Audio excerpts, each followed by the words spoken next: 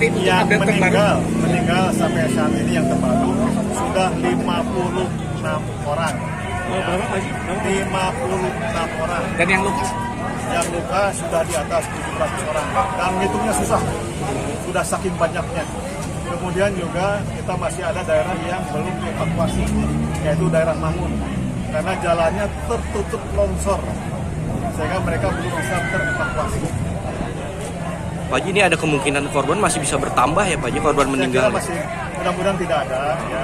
Tapi sampai saat ini korban masih berdatangan ya Pak Haji? Dari Berdatangan. Tapi mudah-mudahan tidak ada korban lagi ya, mudah-mudahan ya. Jadi juga korban lagi 56. Untuk dampak kerusakan sudah terdata Pak Haji? ya. Oke, cukup dulu ya.